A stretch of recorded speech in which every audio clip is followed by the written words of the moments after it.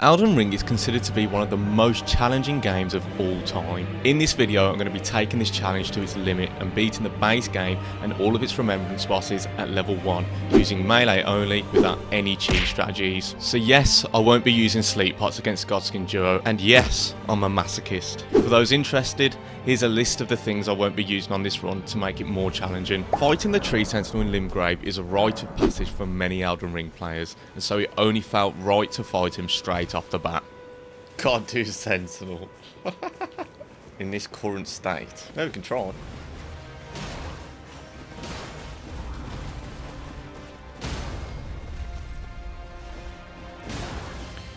I'm gonna first try him. Maybe, maybe not.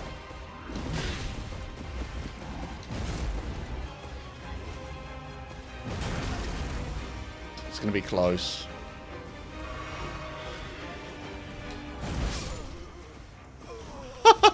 Balled it at the very end.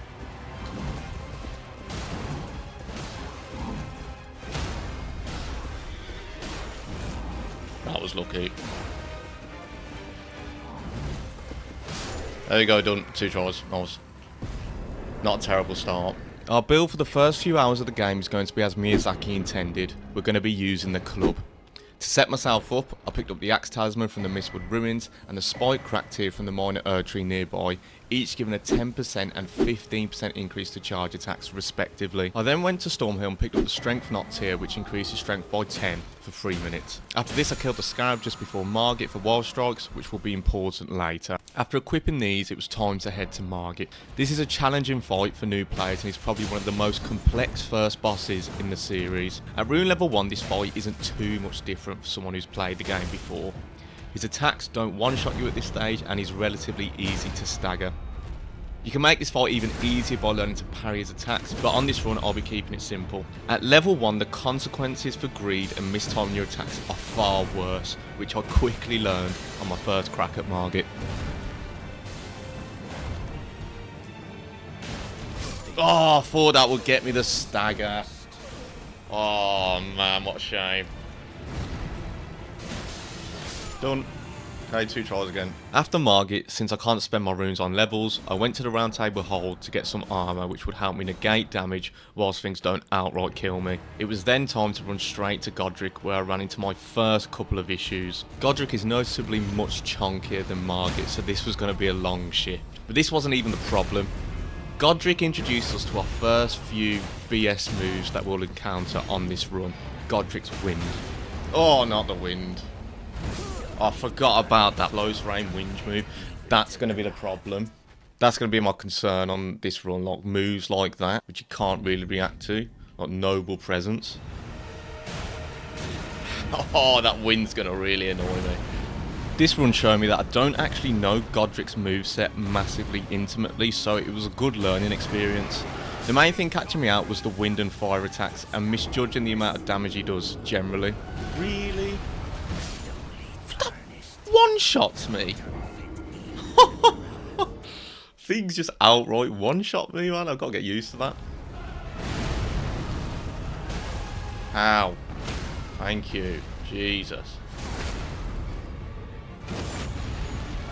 Has my tier worn off? That should be it. Nice.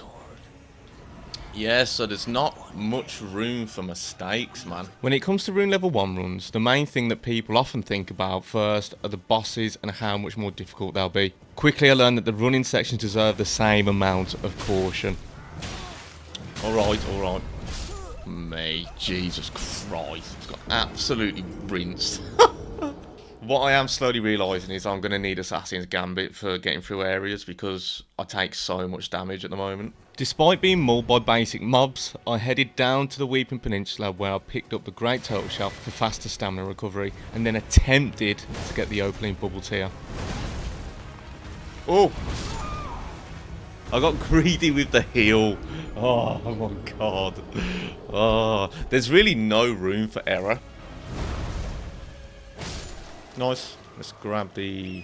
I know he drops it, doesn't he? This tier is incredibly important for rune level 1 runs. It allows you to take one hit which is very useful against late game bosses that would otherwise one-shot you. After this, I headed to Fort Height to grab the first half of the Deckless Medallion, and then travelled to Caelid to get the Ash of War, which I'll be using throughout this entire run, Cragblade.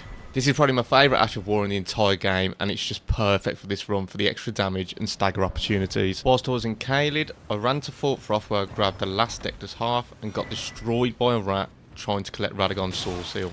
Ooh, that did so much damage. No. That is the issue, man. Of rune level 1. This talisman is a staple of level 1 runs, granting 5 levels to strength, dex, vigour and endurance at the expense of taking 15% more damage. This is really useful for hitting the requirements for a wide range of weapons if you don't have them. After this, I upgraded my club to +4 and made my way to Raya Lucaria, where we'll be facing our next boss, the Red Wolf. This guy can be incredibly annoying as he can queue up glint blade spells to hit you at the same time as he attacks, effectively one-shotting you. I'm just panic rolling. What am I doing, bro? I'm just panic rolling. I don't know this guy's moveset very well. I need to just focus, man. Luckily for us, he has very little health. My main piece of advice with him is to use a relatively quick weapon and remain passive so that you can observe what he's doing. At rune level 1, thanks to how squishy he is, he shouldn't give you too much of an issue. The main thing holding me back was not being confident with his moveset. Problem is I've got nothing to spend these runes on. Next, you can pick up the Glintstone Wetblade for frost affinities, and you can cheese Moongrum. Just don't mess it up like I did. No. Yeah, fall down. How have you survived? Bye. Are you dead? Yeah. Our next boss is Rennala, and this boss is a pain. The first phase isn't too much of an issue, and neither is the first half of the second phase. The real issue at rune level 1 lies with her second phase. Brother! Every time I get close! Go away.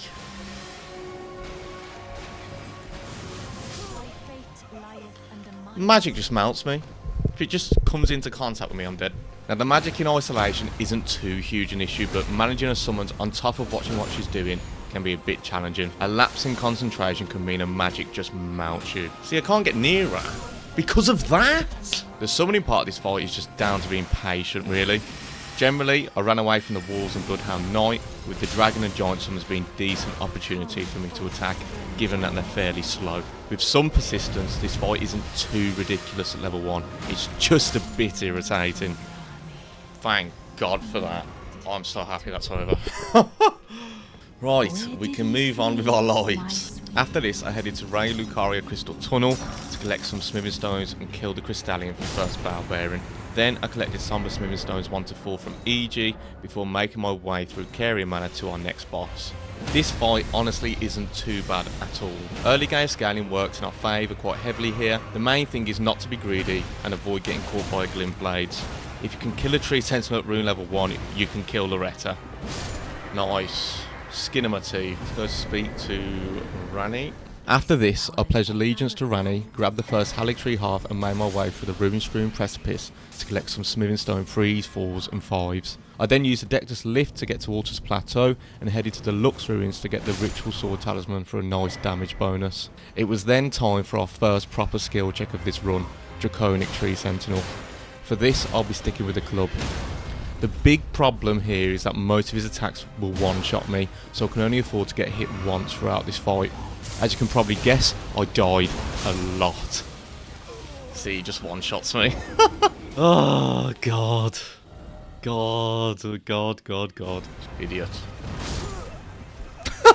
Even the Sentinel's lightning can one-shot me, and the timing for this move is quite tight, so there's just little room for error. Ooh. No, I can do this. That's a thing. I'm starting to enjoy this now. It's always at Draconic Tree Sentinel that I start enjoying, like, a challenge run. Everything just one-shots me. It's crazy. It's so hard to get used to. I can't be greedy with heavy hits, I can't trade, I have to be very intentional. The two things catching me out the most in the second phase was the really quick follow-up to his slam attack, as well as the shockwave of the main explosive slam he does. This shockwave would just catch me and kill me instantly. Alright, I think I've figured out what to do. Even the lightning he spawns in around him was capable of one-shotting me if I wasn't careful. Oh! Lightning hit me! No way! Oh, I couldn't even see that. What? Falling for the quick follow-up slams was easily fixable with practice. Where the shockwave was concerned, whenever I saw the Sentinel winding up his massive final explosive slam, I'd just run away and clear the area, and this worked pretty consistently. The rest was just down to me being as focused as possible and not fall into greed.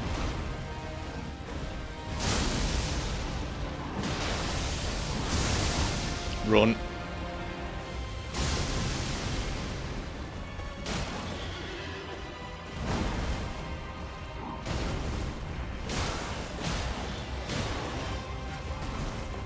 It's over. Yes! Sit down. Oh man, that does get the blood pumping, man. Now that I was in the capital, it was now time to pick up one of the most popular weapons for level 1 runs, the Starfists. We'll be using these later. Right next to these is a Talisman which, believe it or not, will make this mid-game section dramatically easier. The Ritual Shield Talisman is just incredible. At full health, it reduces the damage of a hit taken by 30%, and this isn't just for physical damage, it's for every damage type. After picking this up, I headed to Godfrey. This is a really nice rhythmy fight which is quick to learn. Having the Ritual Shield Talisman meant that none of his attacks one-shot me, and I can afford to be slightly complacent here and just enjoy myself. My main piece of advice for this boss is to prioritise light attacks rather than heavies, that way you can react to all of his attacks quickly. He has quite a simple and predictable moveset, so this shouldn't cause anyone too much issues, and this turned out to be one of the easiest fights on the run. That's it, gotta not get hit now. To put into context just how good the Ritual Shield Talisman is, I effectively fought Godfrey normally here and used up all of my flask. This means that with the bubble tier I got hit 11 times. To be able to get away with that at level 1 at this stage in the game is insane. Go on, son. Go on. Nice! First try, Godfrey. See, that is a nice fight. Before heading up to Morgott, I took a detour to the Volcano Manor where it was time to face off with the Godskin Noble. This guy has one of the moves I hate most in this game, which is Noble Presence. Even the Phase 1 belly flop version is capable of pushing you into the black flame he spawns in. Oh, not the fire. I need to prioritise charge attacks. I'm pretty sure it's 2 with the Cragblade. With Cragblade on the club, you can poise break Noble with 2 charge heavies, which is really nice. Thankfully, the vast majority of his moves, including Noble Presence, do not insta-kill me. The main issue for me was managing the roll attack, not being able to react to Noble Presence, and furniture. No, no, no, no, oh god. I've got no stamina. I knew it was coming. Oh. We don't want that. I can't see him.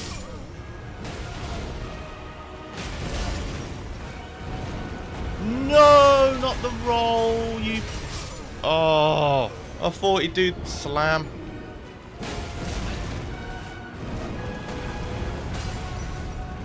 Oh, mate, that is serious luck.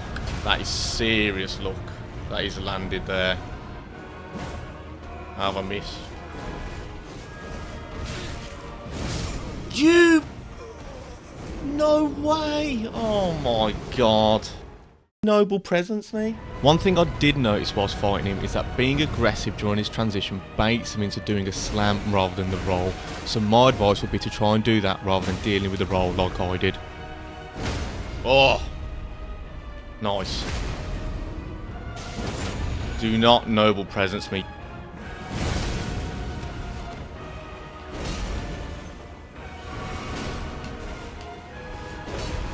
Heal.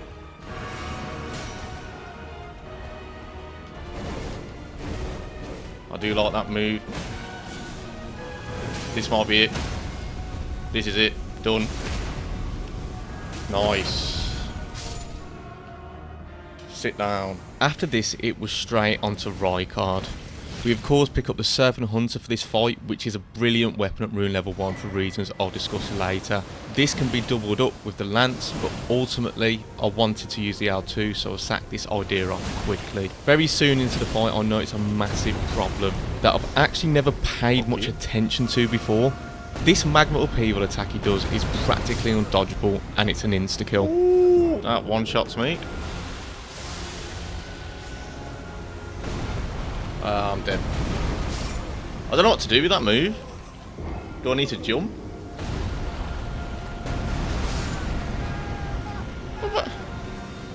What the? I don't know what to do. Like, do I just accept I'm dead?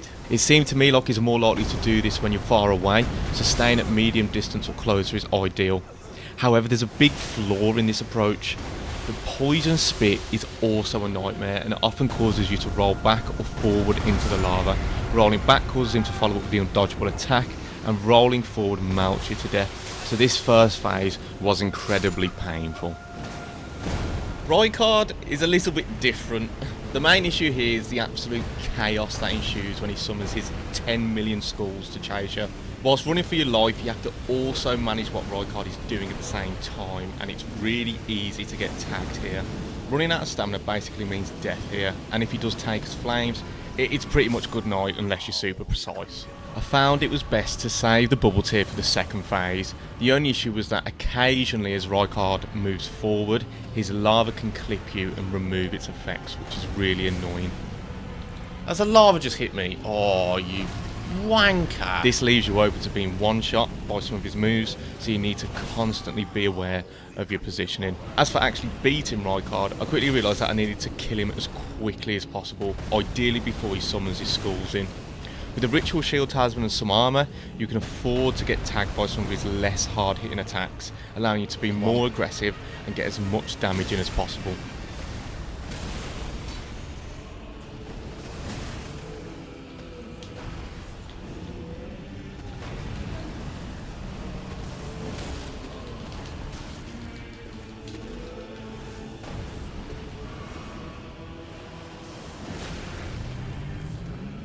Come on.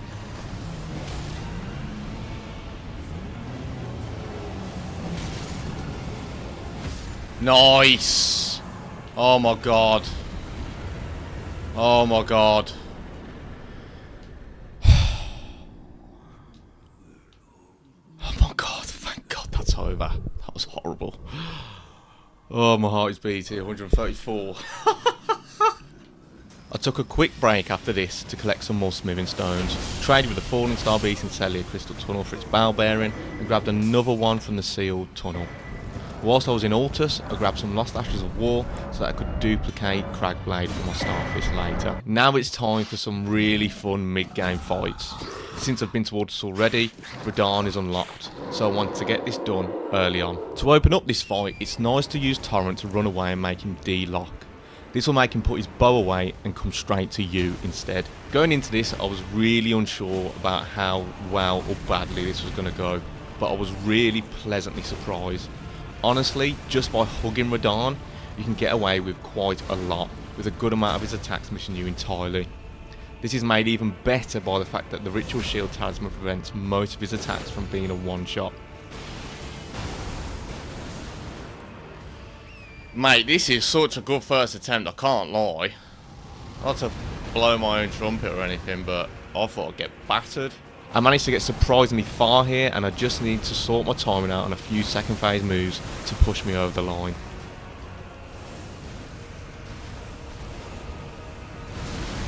That was...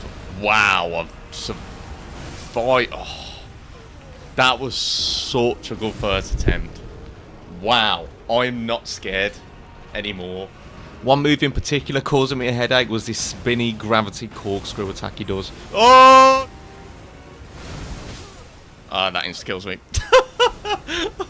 Oh, I forgot he had that move in up his sleeve. Wow, that was a dodge. That was a good dodge.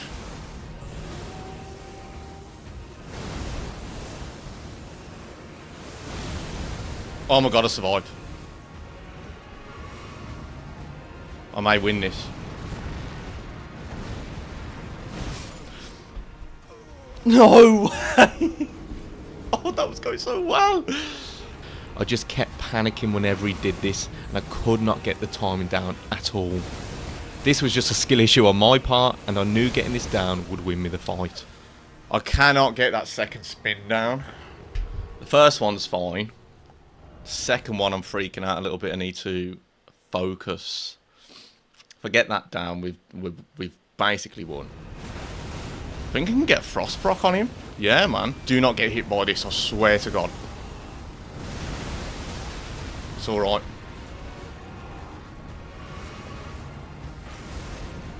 Oh no, as if you're doing that. Oh, I was one hit away. I just bottle it whenever he does the corkscrew move. He's doing it twice. Of course he is. I can't believe that. Please do not do the corkscrew, bro. I'm begging you.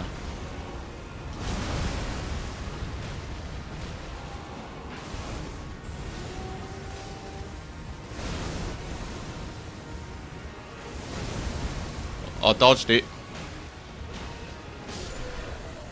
Literally knew the minute I got a dodge on the corkscrew, my game crashed. Honestly, not as bad. Actually, not that bad because he's so big. It was time to return to Leyndell and head down into the catacombs. This is going to be important for unlocking deep root depths without having to fight the valiant gargoyles. Down here, I really learned to hate imps. I knew that was going to happen. Please don't throw anything at me. Oh, I didn't know there was one in there. Go away.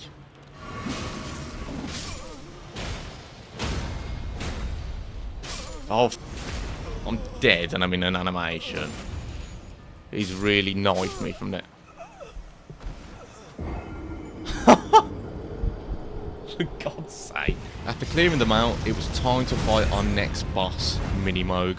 This fight is actually really nice, apart from the fact he's immune to all status effects.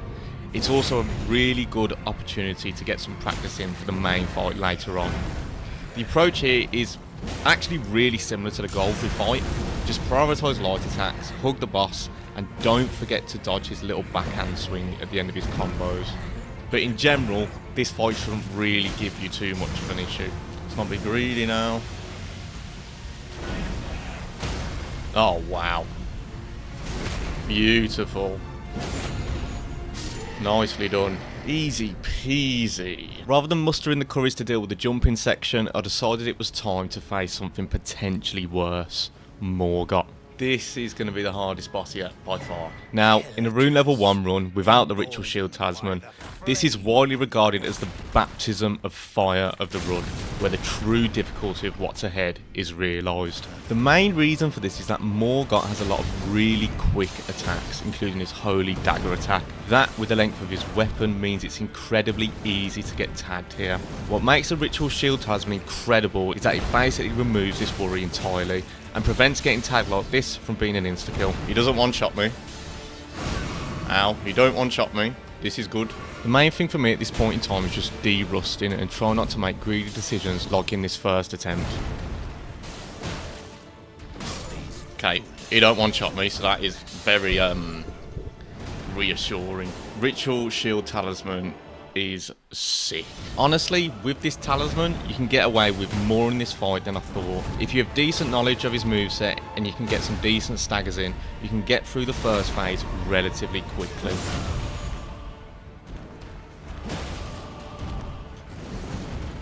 Phase transition.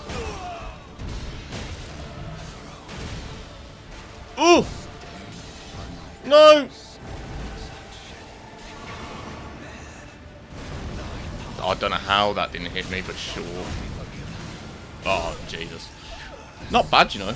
The issue here is that the Ritual Shield Talisman was making me a bit complacent, and some of his really quick attacks will kill me. Ooh! Got greedy with the stagger. What I quickly learned is that second phase is quite nice because of the Curse Blood attacks he does. These provide a really nice opening for punishing. Capitalising on these to get staggers allows you to control the fight pretty tightly, and I'd imagine learning to parry him would give you much of the same benefit here as well. Oh my god. Oh my god. Oh my god. Oh my god. I didn't mean to beat him this early. What? Why did that go so well? I mean, I'll take it, man. I don't know what to say. I've lost the words. What noise, man. I think that was a 10 or less. Ritual Shield Talisman is so good. After Morgott, I took a breather to collect the bell bearings in Altar's Tunnel and the mountaintops of the Giants. I say breather, I was actually procrastinating here. This is the part I've not been looking forward to, but it has to be done.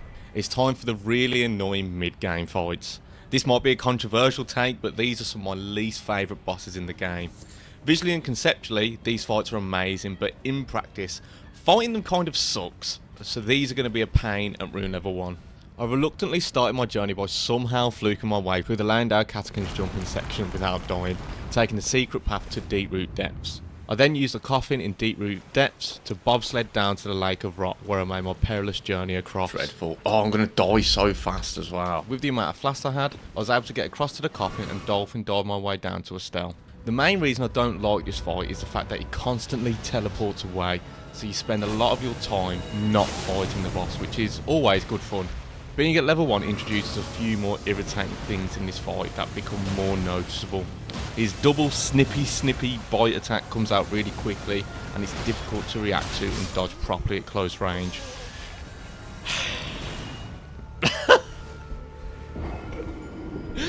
He just made such quick work of my face. When he does this retreating nebula attack, there is a really strange lingering hitbox on his arms that you can get clipped by, and his waves of darkness attack is basically undodgeable at close range for medium and heavy builds. To make matters worse, I realised I had a serious skill issue in just not knowing his attack timings, and I got battered. Bro, there's no time to react to that. If you're in the middle of a move and he does that, you're dead. Oh, it's as simple as that. You absolute... Oh, Jesus. This is infuriating, man. Every time I get near him, he just does something like that. He'll do a gravity lift. He'll do the slam with, like, that's undodgeable. Oh, what? Or he'll just teleport away? Come on. Excuse me. Excuse me. How? Brother, I was nowhere near his hands. On top of this, as I did this footage, I've realised I'm a moron. I'm using a frost club to fight this guy. You'll never guess what he's immune to. Eventually, I got over myself and realised pretty quickly that staying at medium distance will bait us down into the same flying nebula attack, which is really nice to punish. I think if you stay like mid-range, he sticks to the same moves-ish. Like, he'll go for, like, the overhead spin, swipe, leave, gravity stuffs. That one. That's the one I'm talking about. Being at medium distance also allowed me to avoid the waves of darkness attacks, with the only downside being that he tended to spam meteors a bit more. All I needed to do was exploit this one move, retreat to medium distance again, and actually just dodge his attacks properly to get past him.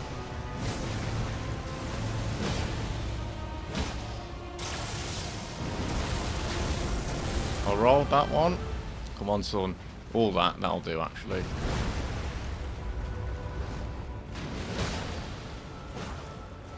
Okay, nice. Yeah, so... It's not bad if you stay mid-distance. That's what I've learned. Just bait the same move. After this, I decided to cheer myself up by fighting the Mimic tier in its full Gigachad glory. Oh my god, it's a Gigachad. Oh... There's a Gigachad after me. Oh my god. He has no health. Because of... His stats must mimic my own. What? What? That's ridiculous. Before fighting the Ancestor Spirit, I decided to put myself through more pain by heading back to Deeproot Depths to fight Fierce champions.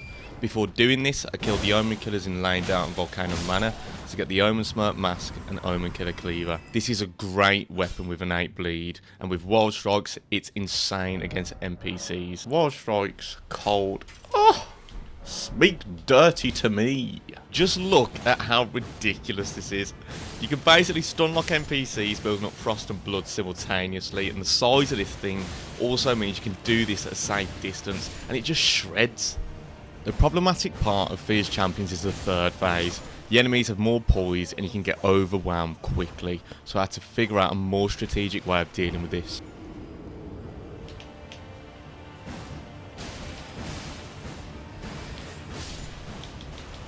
That's one done.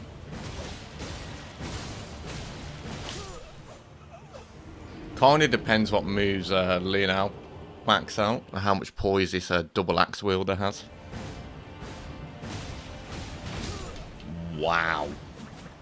He has poise for days. Here's the strategy I landed on for this fight. First, we get some hits in on the enemy on the far left, but run away the minute Leyndell starts getting close. Then, wait until the same champion is far enough away from the other two to get the finisher in. It's then a case of separating the dual axe wielder out, as he can insta-kill me and has a bucket load of poise. I need to separate him out from Leyndell to get rid of him. Ha! Then, it's killing Leyndell. He has a lot of poise again and can attack really quickly, so it's a case of being really patient to avoid his skulls, attacking normally, running away immediately, and then repeating this until he's dead. I just want to get the last hit in.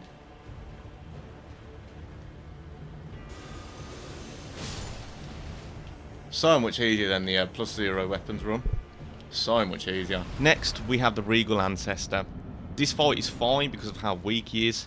It just has a few annoying aspects, like the fact that he can teleport to the opposite side of this massive arena, and the fact that he can heal as much as he likes. So that's what I hated these Astel and this boss. Just teleport away. Yes. Very fun. What I will say about this boss is that it's actually super interesting.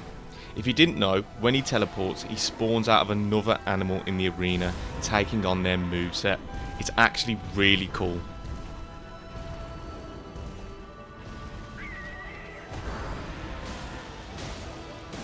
Stagger, please, Stagger. Oh, God. Missed. Brother, what is happening? This lock-on is... Just keep hitting him.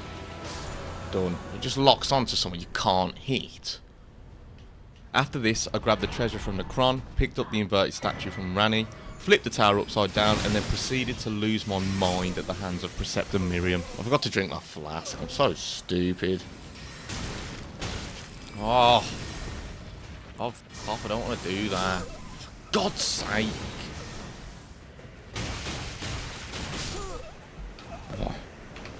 What is wrong with me? I would kind of like to look at where I need to go, but I've got absolute naws. How's that mean? I then grabbed the Curse Mark of Death and hugged fear in anticipation of a boss I really don't like. It's time for Fortissax. In general, I find dragon fights really not fun at all, apart from two obvious ones which we all know. What makes this one even more painful is that if you're attacking him with a melee weapon, lightning will constantly spawn on your head, and this is something you need to manage at all times. Okay, right. I forgot there's like a passive effect where the lightning just sits on you, so I've got to work around that. Oh my God. Oh, this fight is just so, like, trash. I just do not like this fight at all. Hey, look, does that never stop? That's a joke.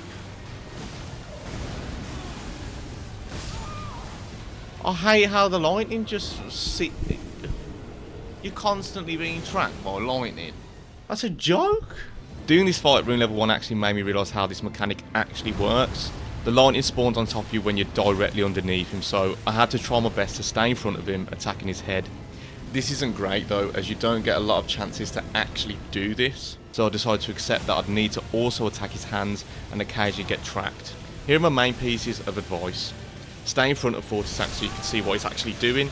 Don't forget about the Deathlight like I did, and make sure you run and roll towards him when he's doing his Lightning Glaive. Oh yeah, and try not to lose your mind. I also decided it was time to bring out the Starfist for the added pierce damage which dragons are weaker to. It was then a case of me just embracing the painful fight that this is and just pushing through until I won. Think it might be over for him. No, I missed the hit. Oh Jesus Christ.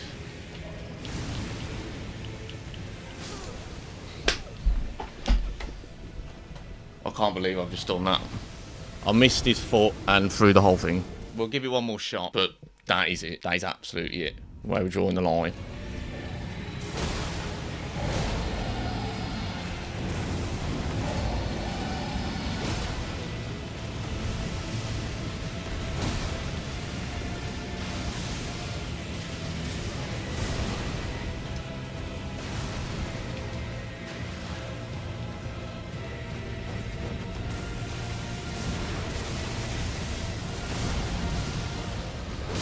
Yes, you...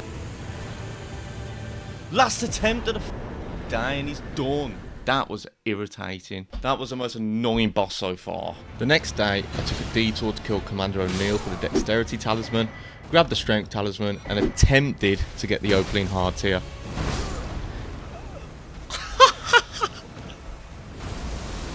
He just one-shot me.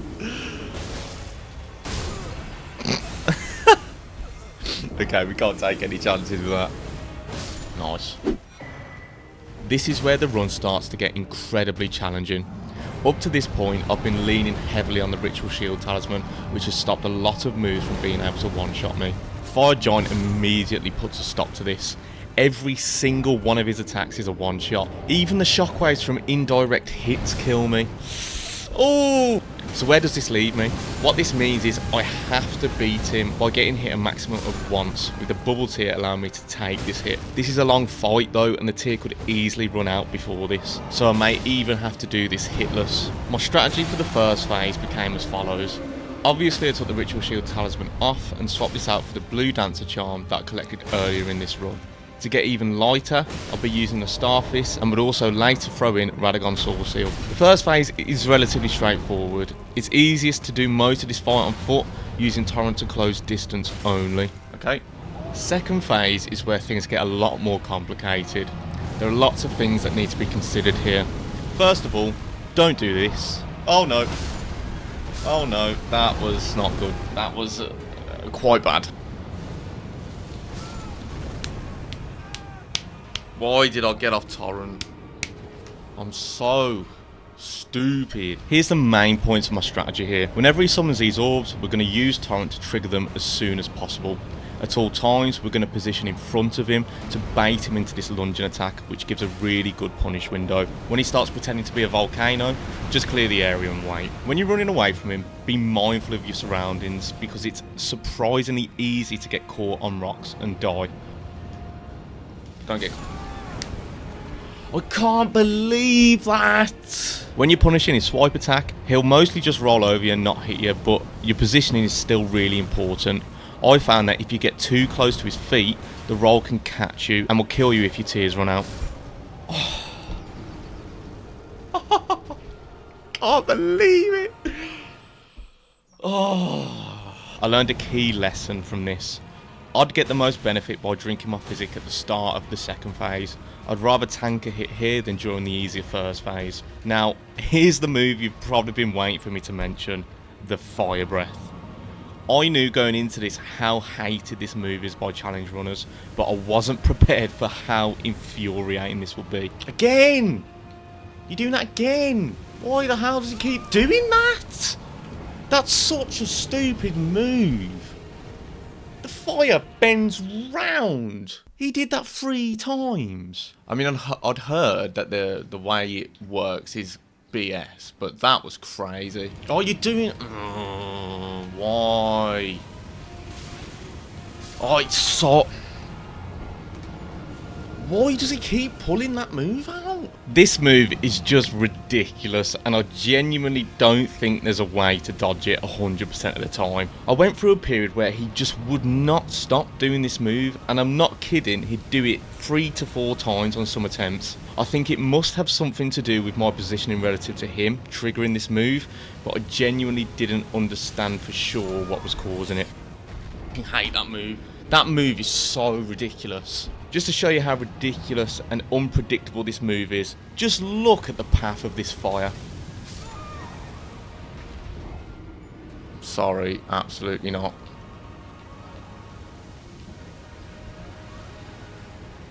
What the is that? You see the path of that fire? Like, what? Absolutely ridiculous. There was only one way forward, really. The rest of my strategy was fine. I just had to try my best to flukily dodge the fire breath and persevere in the face of BS.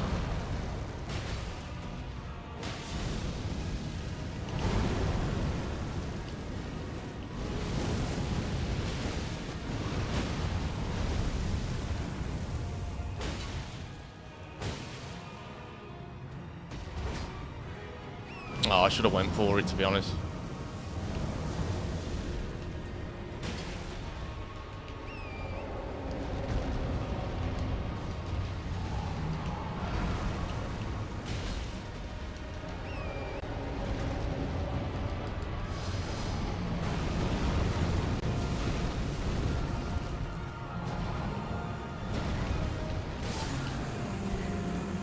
Thank the Lord.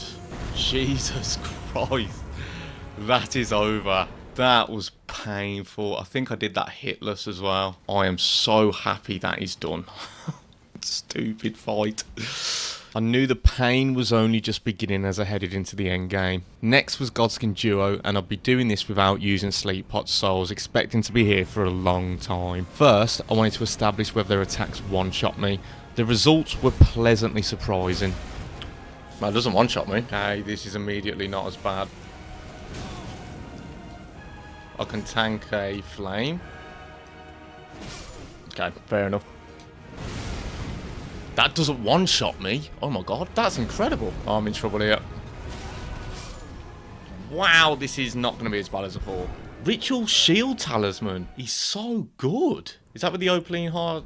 He's not even using the Opaline Heart here. Wow. I needed to establish a strategy here, and it's honestly not too different from a normal run.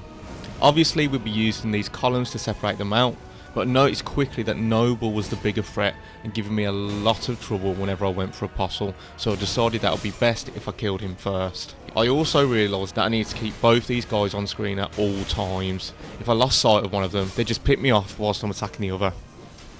The other one needs to be in front of me at all times. My weapon of choice here will be the Cold Starfist with Crag Blade, and these things are absolutely brilliant. Crazy.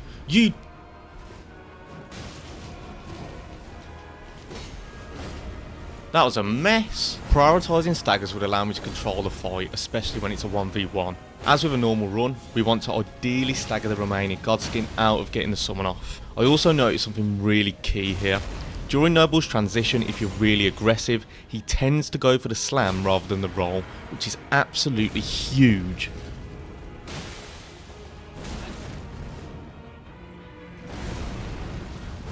Oh my god.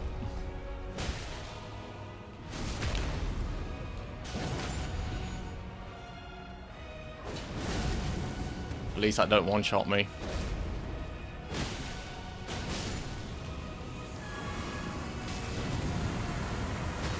No! Why did he spawn in so fast? That was... So, it looks like if you keep hitting Noble, he will fly up and do the slam, is what I've just gathered from that. Honestly, the good thing about this fight is the fact that you die relatively early most of the time. I think the majority of the time, I was just taking my annoyance out on Noble. You know, you think you're sick because you can hit people through walls. Oh, he hit me with a black flame, and then he did Noble Presence. Oh! Oh, God. God damn it, man. He's so efficient with that rapier. Have that, you little... Before I deal with this one. Crag Blade up.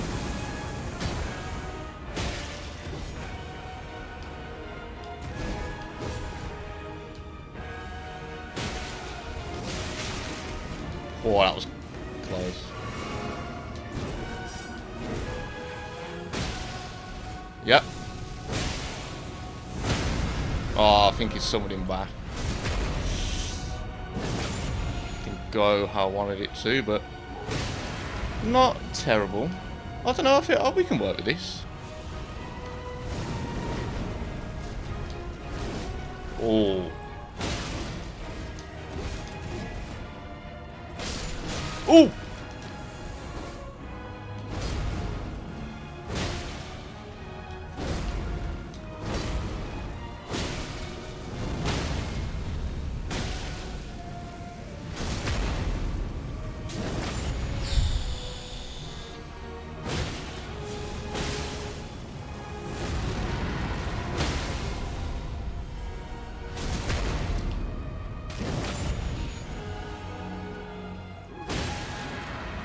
Oh my god.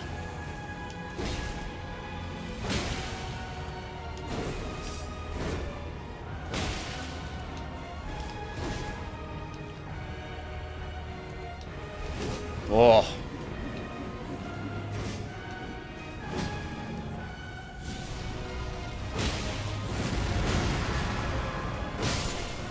Oh my god.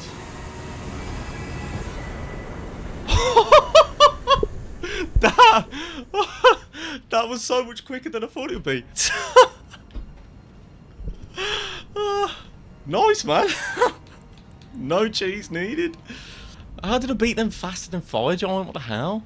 On my way to Gorank, I picked up the Dragon Crest Shield Talisman +2, which will be useful later on. My first challenge was actually getting into the arena to start this fight.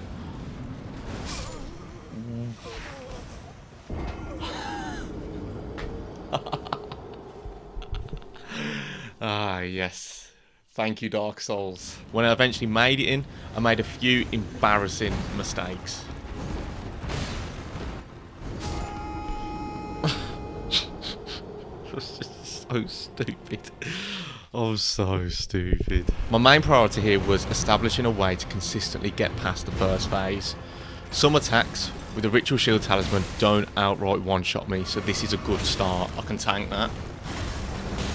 Oh, that was one-shot me. Then it was down to working out which moves were best to punish without getting hit. With Gorank, I found that it's safest to stay at mid-distance from him, so his quick slash attacks don't catch you. Punishing these slashes means that he can often catch you with a backhand slash, so we want to avoid this. Ooh. His slower moves are easily punishable.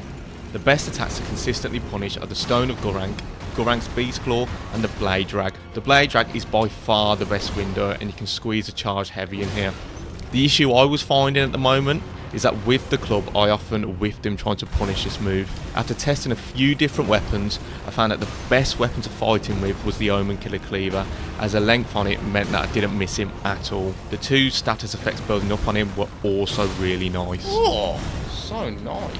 With this weapon and the strategy I put together, I was now able to consistently beat the first phase. Now it's the scary bit, Malekith. Honestly, what makes Malekith so difficult for many players, especially new ones, is the sheer state of panic that he can induce.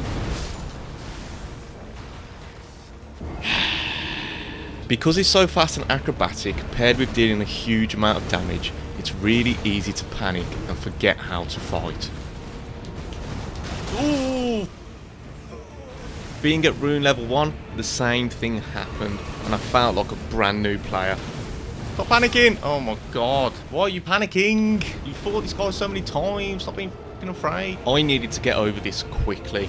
With each attempt, more exposure to the second phase allowed me to calm down and realise that some of his moves are actually really nicely telegraphed and punishable. His wind-up attack is incredibly slow, very similar to the drag back in phase 1, so this was a key punish window.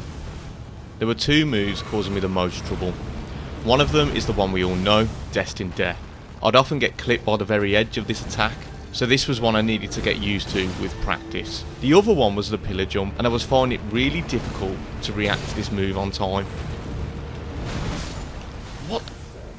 Am I to do against that? I quickly realised I had an opportunity to turn this move into a strength. Since his sword glows gold during this attack, this means it's parryable with a Blasphemous Claw. With this realisation, I made my way over to Banal, killed him for the claw, and then put this to the test.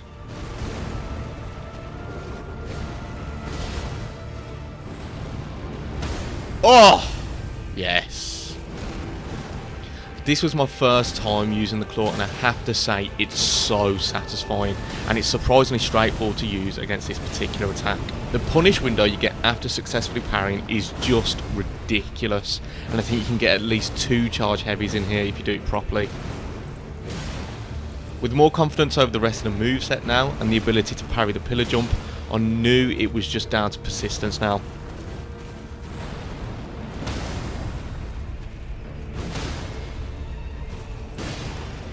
Quickly get the riposte. Nice. Hug his leg.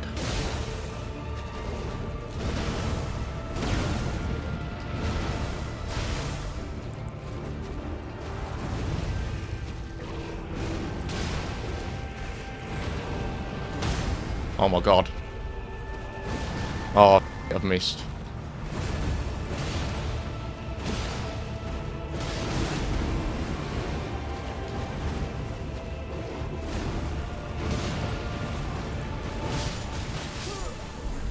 We just traded, please, Lord. Please. Yes!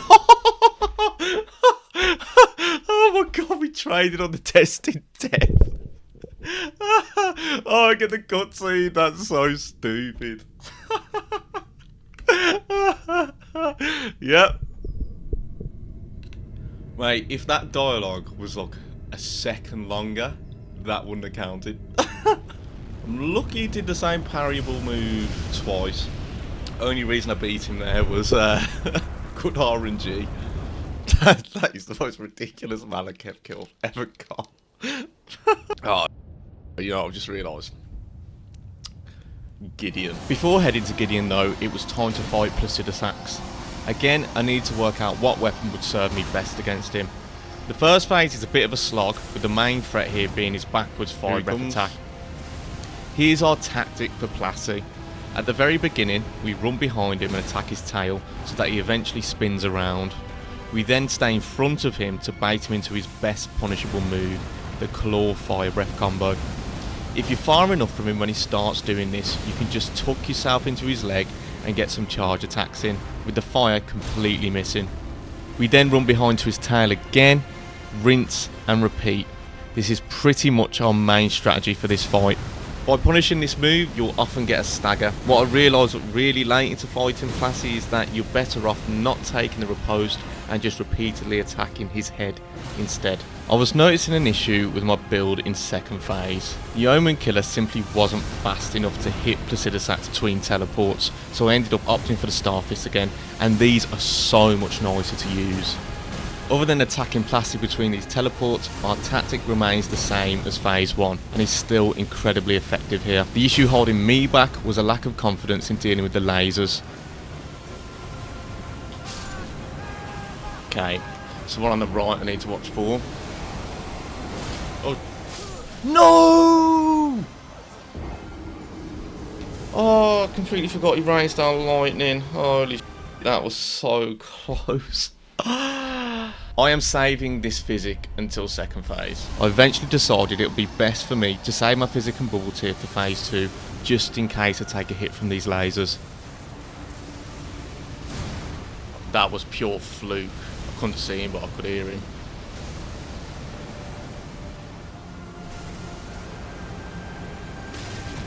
That's why we drink in second phase. Yes.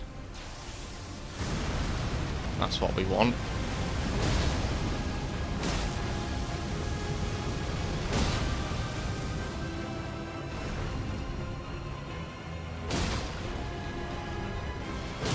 Oh my god, we might have this now.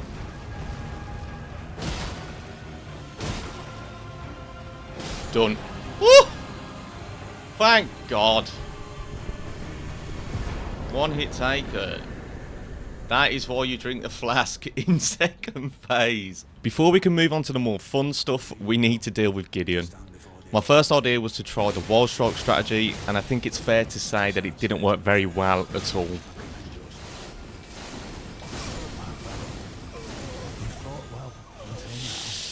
Okay, let's try Serpent-Hunter. Instead, I opted for the Serpent-Hunter, which is really good at stunning Gideon. What I realised eventually is the way I was using it was wrong. I wasn't nearly aggressive enough with it, and because of this, I got absolutely rinsed by Gideon's rings.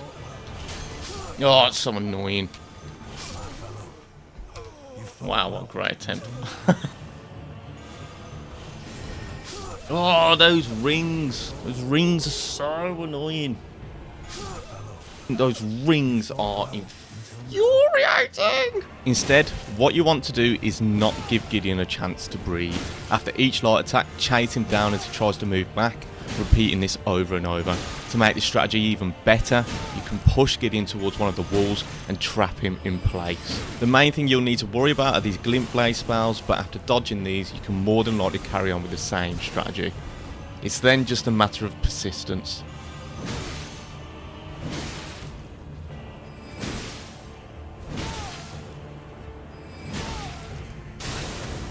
I have been hit now.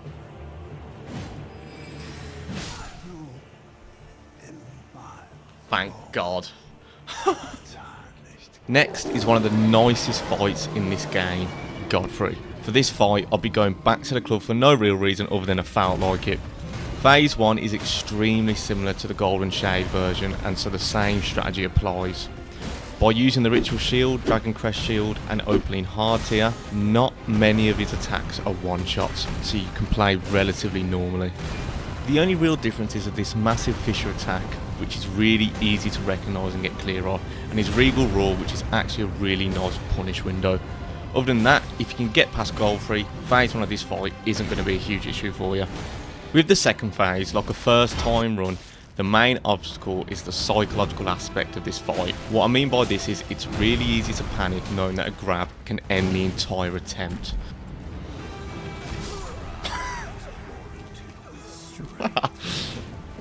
Oh, he just ripped me apart. Yeah, it would be good to save my physic until second phase. Yeah, I'm going to double down on that. To progress, it's simply a case of getting comfortable dodging these grabs. Amazingly, I realised that the physical defence buffs of the Ritual Shield and Dragon Crest Shield talismans meant that I was protected from being one-shot by some of his attacks in this phase as well, including being booted in the face. See, I can survive a kick to the face, which is great.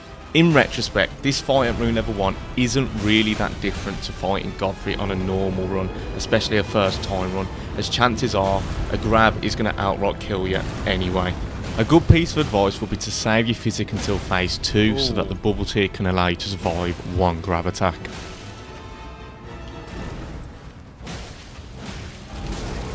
Shit. No! Oh. Just about survived.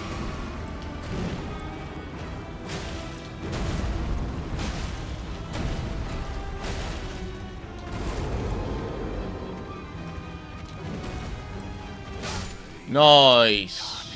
Nice. Oh, done.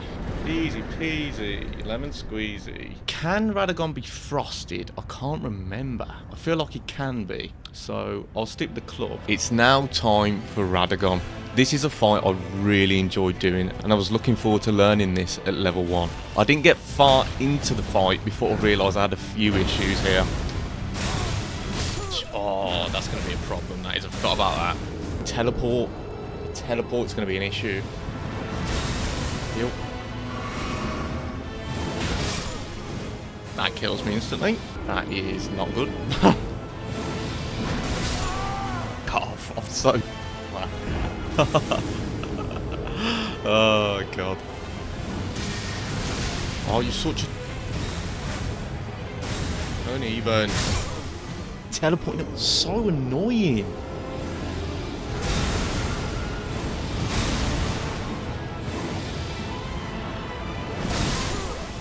Too early.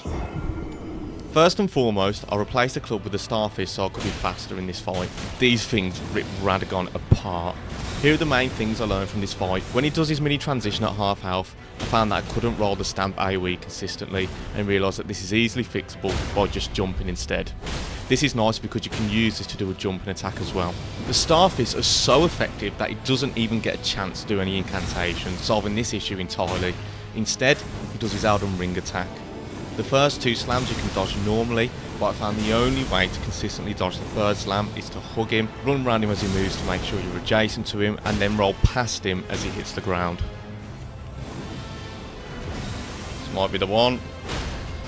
Yeah, nice. Okay, we've beaten Radagon now. Now it's time to learn Elden Beast. Main concern here is Elden Stars. I was quite right in being worried about Elden Stars here, and I knew this was going to be the main obstacle in this fight. Generally, Elden Beast's moveset isn't that complicated, but I'd overlooked a couple of simple but effective moves he does.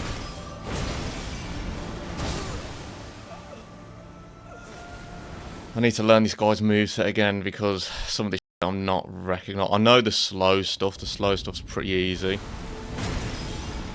Right, Elden Stars.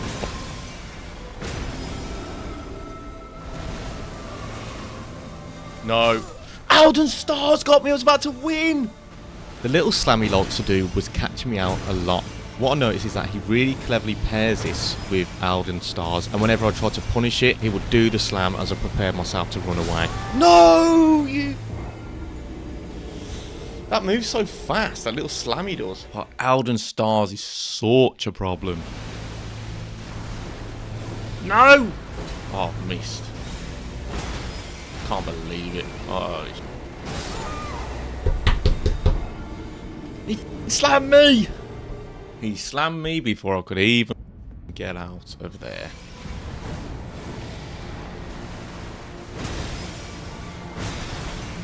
Oh, I'm dead. I'm so dead. Yeah.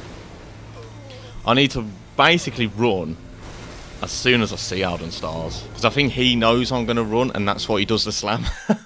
So I can't leave it too late. Here's how we're going to do this fight. With Cragblade on the Starfist, you can stagger beasts with 4 charge R2s and a light R2. So this is how we open the fight up every time.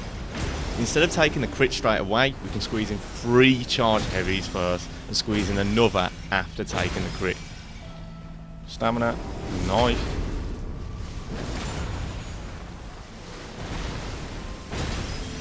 If he follows up with his slow sword swings, you can basically repeat this again, at which point the fight will be almost done and he will start doing his Elden Ring nuke attacks.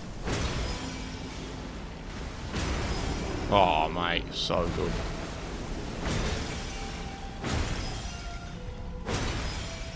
Recover. Mate, it's so much better.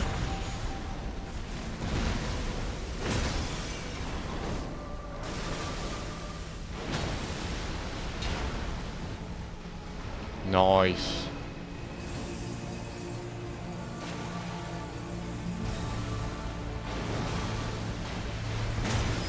Since Torrent is now available to use in this fight, as soon as I see the beast casting Elden Stars, I immediately run away until it's done. Because his health is so low at this point, his likely next move will be the final Elden Ring nuke he does. He always spawns on the opposite side of the rings relative to him, so you can easily position yourself to punish this move.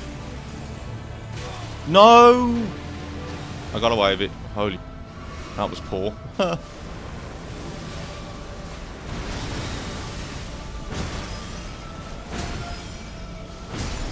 Yes!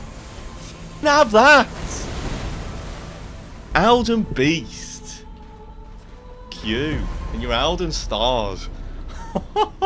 That is what I'm talking about. Before we move on, we're going to do something far worse. We're going to do Commander Niall. So yes, it's time for Commander Niall. There were 2 main issues I was worried about here. The first one was the fact that I just have a lack of knowledge of this guy's moveset, which is just a skill issue that will improve with time. The second and probably more worrying issue is that I'm not using Bewitching Branches, so I have to avoid getting mauled by these summons. Oh god. Go on, jump.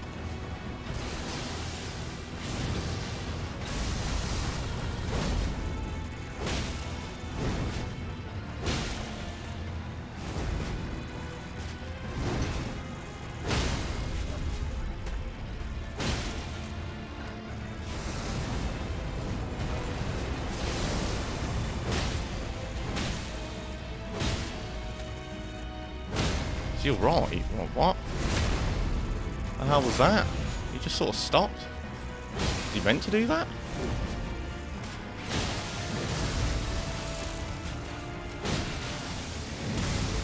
Oh my god. Well, that was easy.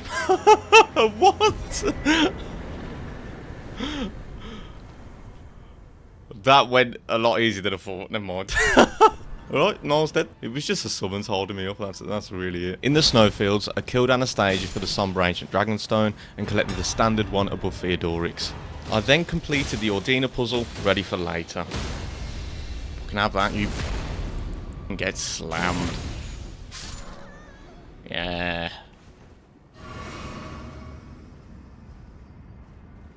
Right, look at the stage, she's been absolutely smacked up. I then got absolutely rinsed by the Sanguine Noble guarding Mohg. Yep. Reduvia, big problem. Max stamina, of course. Okay, that was way easier. Before heading to Mohg, I quickly beat Eleonora for the cleansing tier, and then we were good to go. It was time to see how difficult this was going to be. The first part of this fight is identical to the sewer version and is really straightforward. The hard bit is the second phase.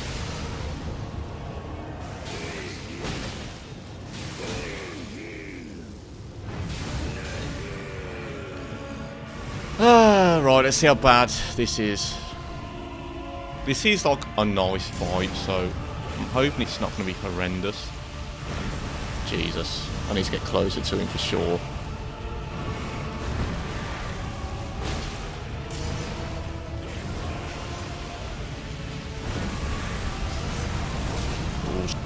That doesn't insta-kill me, so that's good.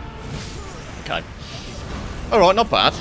After a couple of attempts, I realised I was being stupid and making a pretty key mistake. I was rolling towards Mohg whenever he did a flying attack. What this meant is that when he landed, we'd be really far away from each other, which leaves me constantly exposed to Blood Flame, giving him the advantage. I think I'm just running in the wrong direction. I need to run backwards and roll as he comes towards me. I don't know why I'm running towards him. I think I'm doing it wrong. I don't usually do that, do I? On top of this, I'd somehow managed to forget how to roll. Okay. I clearly did do the right thing there. I just didn't move at all.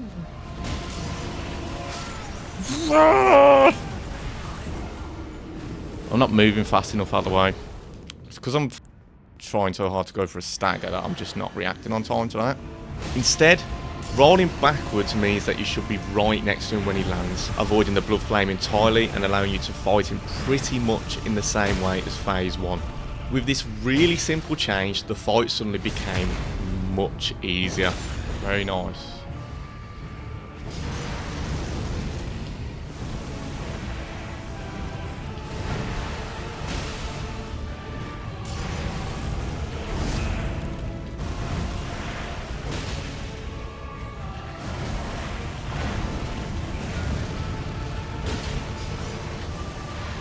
See?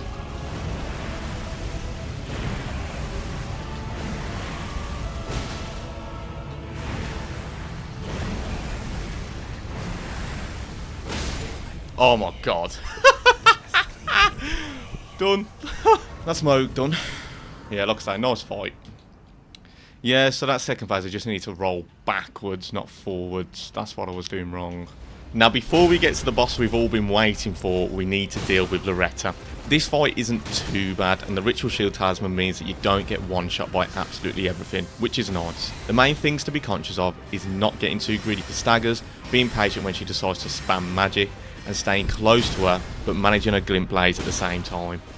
Ultimately, I decided to switch to the Omenkiller Cleaver to give me a bit more range and to force me to focus more on light attacks rather than being greedy. This seemed to do the trick.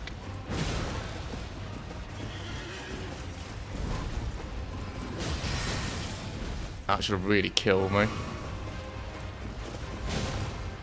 See?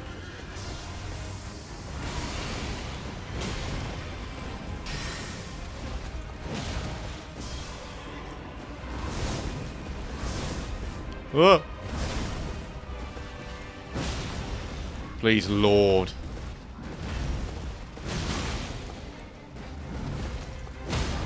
Nice.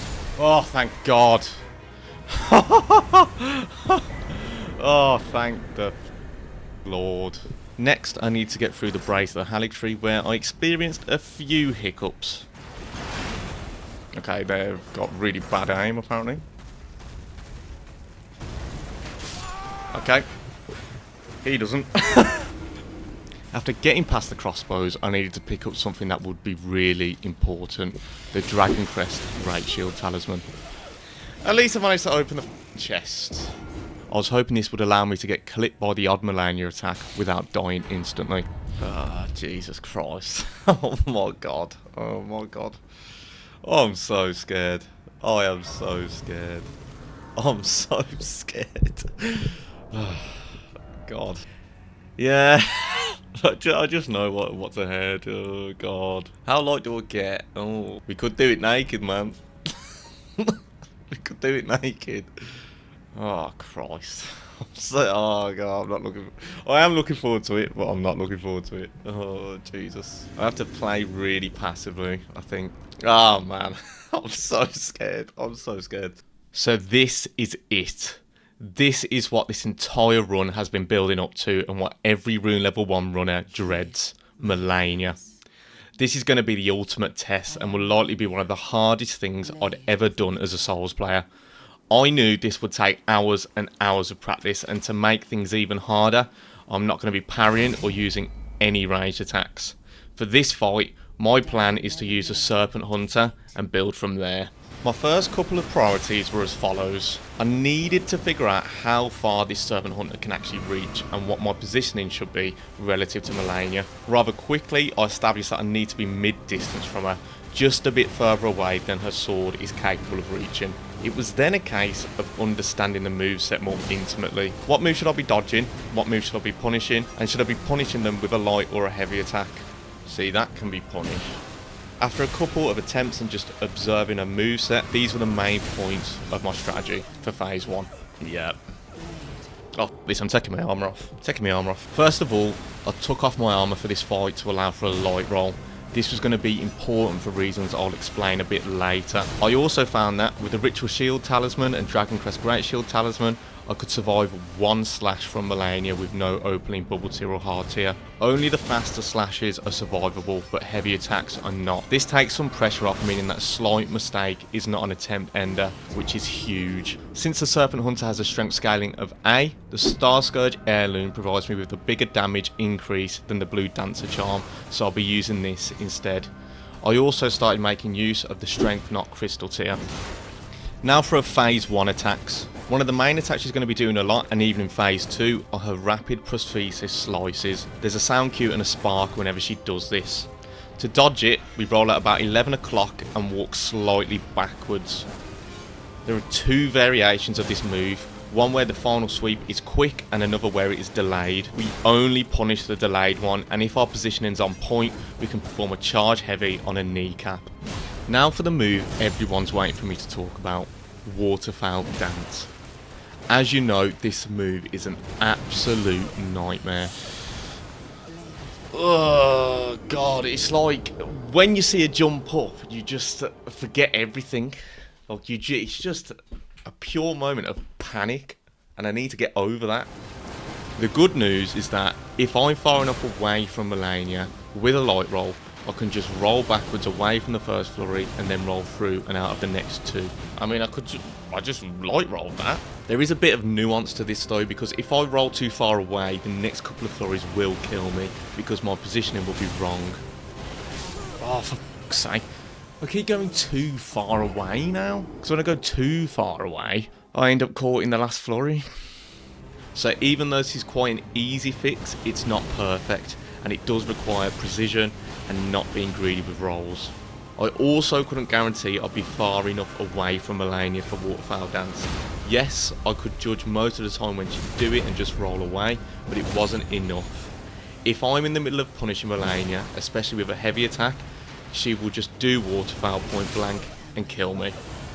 I can't roll away like that point blank then, it seems. I just don't cover enough distance. This meant that my worst fears had been realised. I had no choice but to learn how to dodge Waterfowl Dance at point blank range.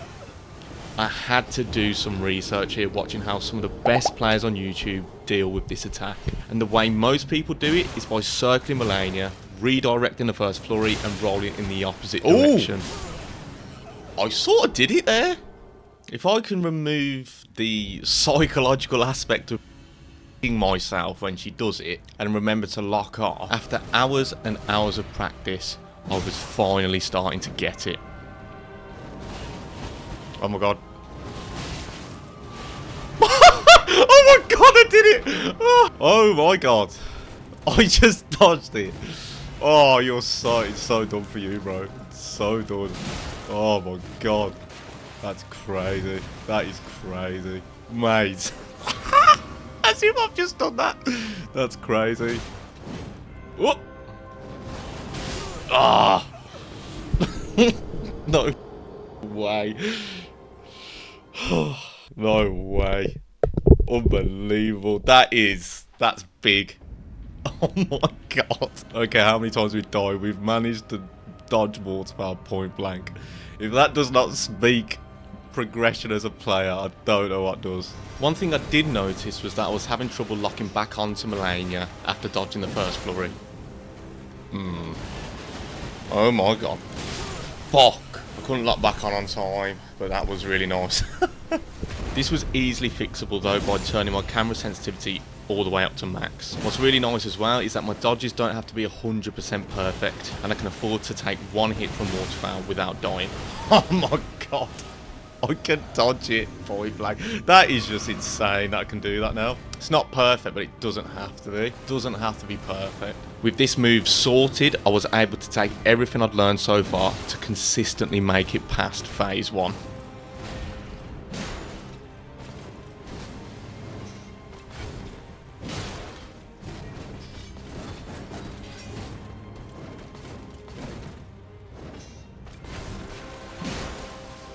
Nice. Perfect timing, actually.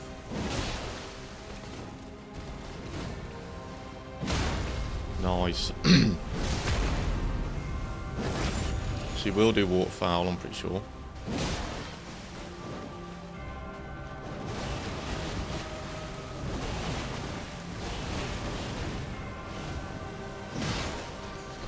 Really nice, actually.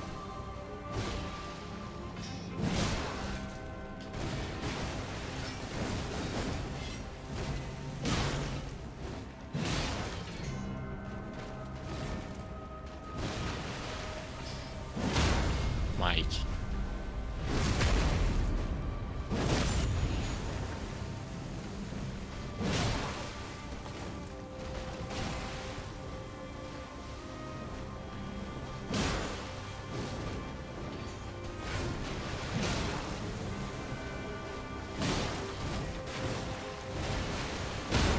Huh.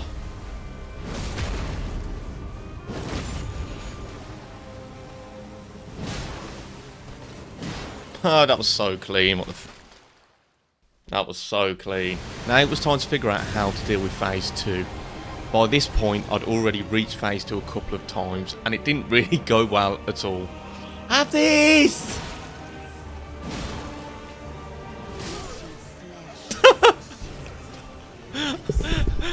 Oh, I can't believe you've done this.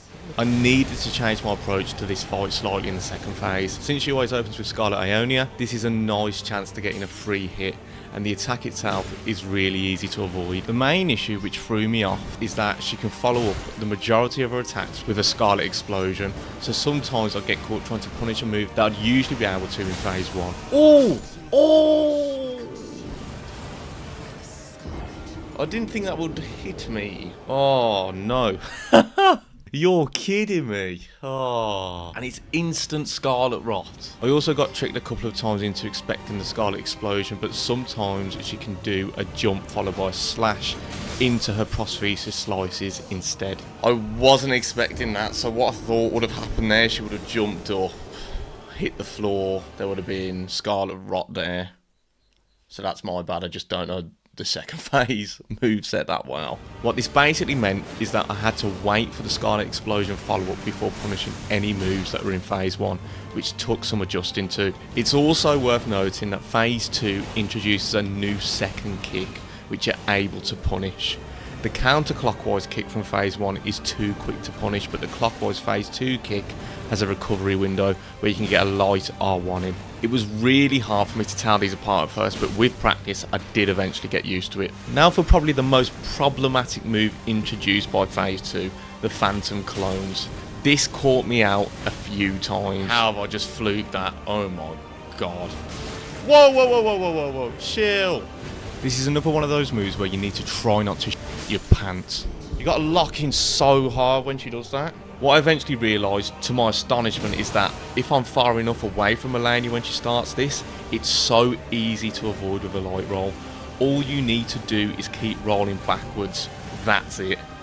Just roll back like that, Jesus.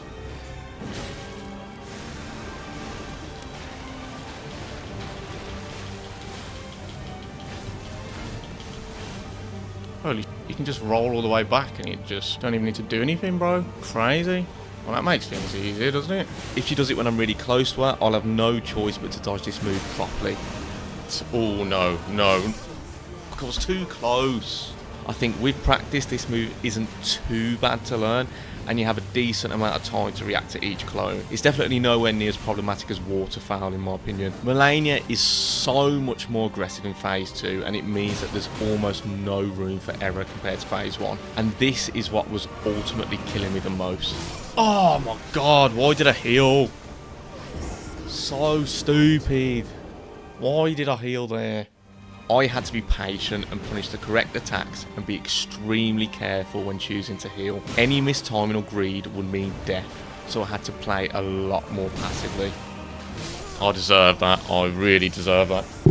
Why on earth did I do that? Past 50% health, I noticed that Malenia starts doing Scarlet Aeonia again a lot. Nice. She does that a lot after half health. I never noticed that before. It can get a bit annoying because it involves a lot of waiting around before you can get an attack in, but at the same time, it's either a free hit or a chance to heal, or even a chance just to take a breather. So ultimately, I think it's a good thing as long as you're patient. I knew at this point if I could master not being greedy in phase 2 with everything I'd now learned, I'd be able to win.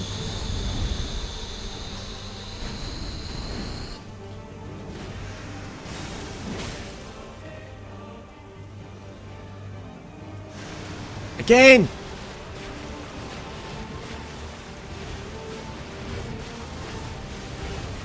Jesus.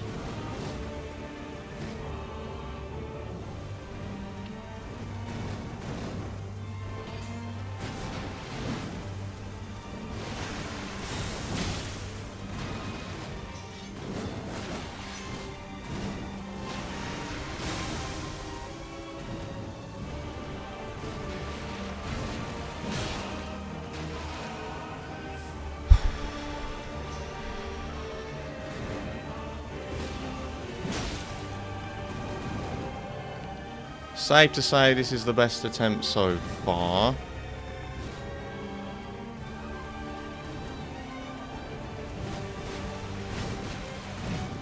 Nice.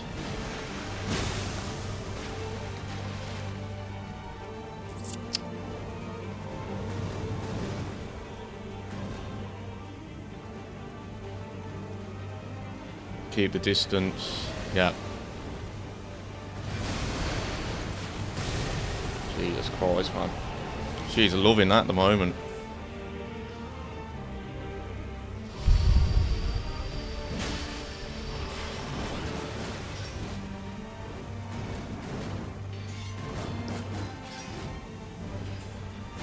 She's too close to the wall. Run. Thank you. That's fine. Waterfowl.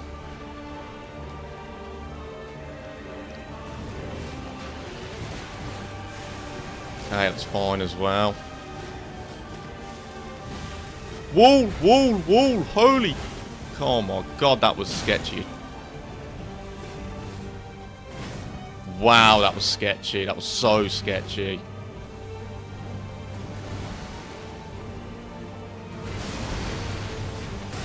Holy man. I've got to punish. It's alright though.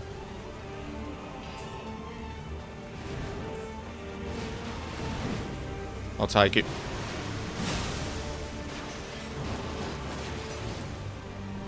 Nice.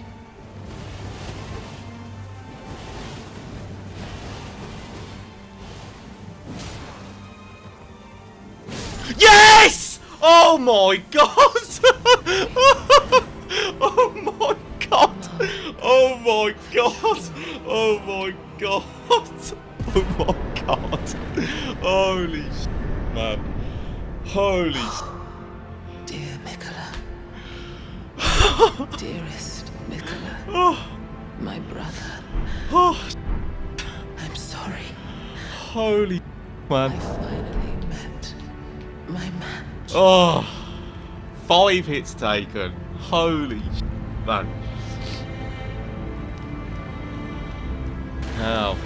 Jesus, Jesus, Jesus, Jesus, Jesus, Jesus. 692 deaths to finish base game. Well, that is one of the hardest things I've ever done. I'd finally done it.